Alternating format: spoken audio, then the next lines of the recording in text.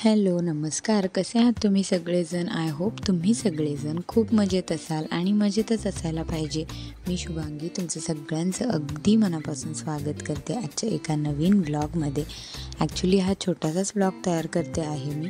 Actually mini vlog करणार होते, पण काही जमल्याने म्हटले चला मोठाच व्लॉग करून टाकूया.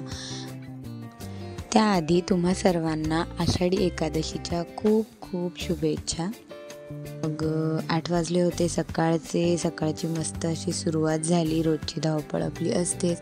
नंदिनी च्या शाळेमध्ये होती आषाढी एकादशीचा कार्यक्रम आयोजित केला होता ऑर्गनायझेशनने. तर मग छान मस्त मुलींना तयारी करून यायला सांगितलं होतं. सगळ्या विद्यार्थ्यांना मुलींना सांगितलं होतं की मस्त नऊवारी साडी वगैरे वेअर करून या, सोबत तुळशी वृंदावन घेऊन या किंवा तुळशीचं छोटंसं रोपटं घेऊन या. तर मग असं तुळशीचं रोपटं आईनी आणलं आणि छान मस्त त्याला सजावट करून घेतली. आणि सोबतच आईंनी बाहेर आम्हाला एका जागी हे अळूची पानं मिळाली होते. आमच्याकडे अळूच म्हणतात, तुमच्या सगळ्यांकडे काय म्हणतात माहिती नाही. तर मग अशी फ्रेश अशी पानं आणली होती. म्हटले ते आपण दुपारी वगैरे करून घेऊ. आणि मग बाकीच्या सगळ्यांच्यासाठी मग नाश्ता बनवायचा होता. मग पोहे बनवू म्हटले. मग त्याच्यासाठी शेंगदाणे वगैरे घेतले. आणि नंदिनीला पण नाश्ता लागतो, म्हणजे टिफिनला मी आज तिला पोहेच देणार होते, कारण शाळेमध्ये वगैरे प्रसाद वगैरे हे सगळं वाटणार होते. तसं टीचर्सने सांगितलं होतं. म्हटले स्वीट सिम्पल आपलं काहीतरी थोडंसं द्यावं, म्हणून तिच्यासाठी पोहे बनवायला घेतले आणि सगळ्यांसाठीच ॲक्च्युली एकत्रच बनवून घेतले. तोपर्यंत नंदिनीची शाळेची तयारी पण आवरायची होती, म्हणजेच तिचा सगळा मेकअप वगैरे करायचा होता. सोबतच तिची ही टिफिनची घाई पण होती. मग म्हटले हेच आपल्यासाठी बेस्ट ऑप्शन आहे की पटकन पोहे कसं 5 मिनटात पटकन होऊन जातात, मग इतकं काही वाटत नाही.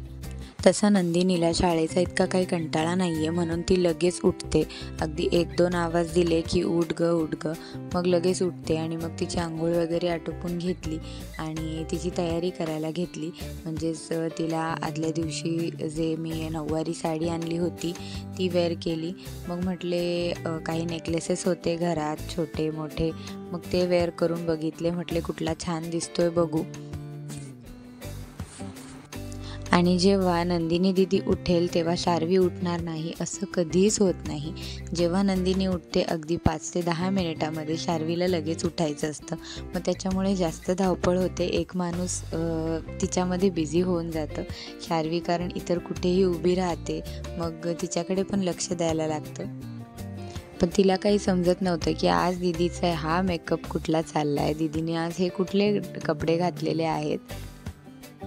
खरंच आता मुलांच्या शाळा चालू झाल्या आहेत आणि एक ना एक अनेक असे हे नवीन प्रोग्राम्स आयोजित केलेले असतात आणि आपल्याला पण आपल्याला सगळ्यांना त्याच्यामध्ये सहभागी व्हावं लागतं, कारण आपल्या मुलांना काही ना काही छान छान गोष्टी शिकायला मिळतात. आपण आपल्या महाराष्ट्रात राहतो, तर मग महाराष्ट्रीयन ही संस्कृती आहे. या सगळे सण उत्सव साजरे केले जातात आणि आपल्या मुलांना पण हे सगळं समजून यायला पाहिजे, त्यांनी हे सगळं शिकायला पाहिजे. हीच माझी पण इच्छा आहे की माझ्या मुलीला पण ह्या सगळ्या गोष्टी तिने शिकायला पाहिजे. म्हणून मग हे सगळं म्हटले ठीक आहे आपण पण पाठवूया आणि या सगळ्या गोष्टी नव्याने बघायला मिळतील तिला आणि काहीतरी नवीन शिकायला मिळेल. नवीन मित्रमैत्रिणी होतील, त्यांच्यासोबत वावरायला वगैरे शिकेल. तर हाच आपला एक चांगला उद्देश असतो आणि त्याप्रमाणेच आपण सगळे पेरेंट्स लोक वागत असतो. आणि आत्ता कसं आहे, जास्त लहान मुलं खूप लवकर शाळेत टाकतात मुलांना. अगदी 2-2.5 वर्षाचे असतात तेव्हाच मुलांना शाळेत टाकतात. पण असे काही जेव्हा सण उत्सव साजरे केले जातात तेव्हा मुलांनाही शाळेची आवड निर्माण होते, शाळेची गोडी निर्माण होते आणि तेही उत्सुक होतात शाळेमध्ये जाण्यासाठी. तर हे कार्यक्रम जेव्हा आयोजित केलेले असतील ना, तर हे खरंच खूप छान आहे की जेणेकरून मुलांना छान काहीतरी नवीन शिकायला मिळेल आणि शाळेची गोडीही तितकीच वाढेल. आता नंदिनीचे केस एवढे बारीक का आहेत तर त्याच्यामुळे तिची पोनीही व्यवस्थित येत नव्हती. म्हटले आता हिचा आंबोडा तरी कसा बांधणार, काहीतरी युक्ती आपल्याला राळवावीच लागेल. आणि सोबत मग गजरा पण लावायचा होता मॅडमला, तर तोही कसा लावायचा तेही समजत नव्हतं. मग आधी एक छोटीशी पोनी तयार करून घेतली आणि त्याला म्हटले आपण गजरा लावून देऊया. म्हणजे एक आंबोडा टाईप करता येतं आहे का ते करून बघितलं, पण तो प्लॅन काही माझा सक्सेस झाला नाही. मग एक हेअरबँड घेतला आणि हेअरबँडलाच जो गजरा होता आर्टिफिशियल गजरा तो एकत्र करून घेतला आजूबाजूने आणि मग तो हेअरबँड लावला आणि ते ॲक्च्युली खूप छान दिसायला लागलं आणि जेणेकरून तिला जास्त केसांना त्रासही नाही झाला आणि ते तिला छान दिसत होतं.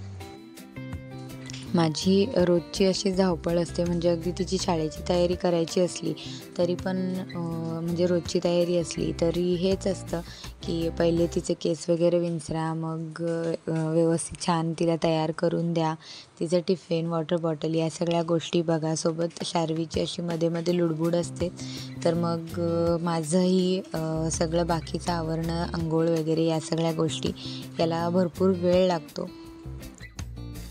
नंदिनीला असं तयार व्हायला, साडी नेसायला वगैरे खूप आवडतं आणि त्याच्यामुळे तीही खूप खुश होती.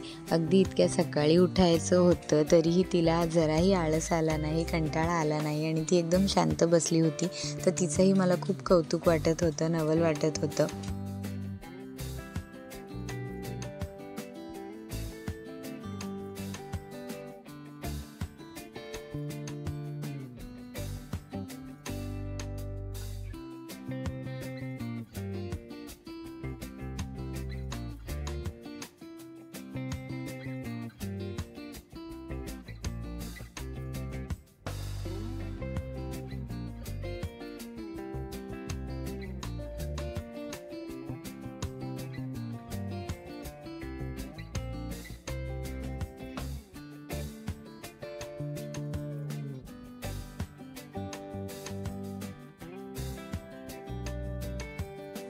आणि अशी मस्त छानशी तुळशी वृंदावन घेऊन माझी पिल्लू म्हणजे माझी नंदिनी खूप मस्त रेडी झाली आणि खूप सुंदर दिसत होती आणि तिला जो गजरा लावला होता तोही खूप छान वाटत होता. मग तिच्या पप्पांनी थोडेसे तिचे फोटोज वगैरे काढले. जे तुळशी वृंदावन आईंनी तयार केलं होतं, रात्री भरपूर वेळ त्या जागल्या होत्या आणि त्यांनी हे छान मस्त असं तुळशीचं वृंदावन तयार केलं होतं तिच्यासाठी. सोबत पिल्लूलाही फोटो काढायचे होते. दीदी फोटो काढणार, मग मी कशाला मागे राहणार असं तिचं होतं म्हणणं. आणि मस्त नंदिनीची तयारी झाली आणि ती स्कूलसाठी निघाली आणि खूप गोड दिसत होती ती. सो असा काहीचा सकाळचा माझा आजचा दिवसाची सुरुवात झाली आणि मस्त मुलीला शाळेत तयार करून मी पाठवली. हा व्हिडिओ आता इकडेच एंड करते. आय होप सो हा व्हिडिओ तुम्हाला आवडला असेल आणि व्हिडिओ जर आवडला असेल तर व्हिडिओला नक्की लाईक करा, शेअर करा आणि चॅनलला सबस्क्राईब करायला अजिबात विसरू नका. Thank you for watching and stay tune for next videos.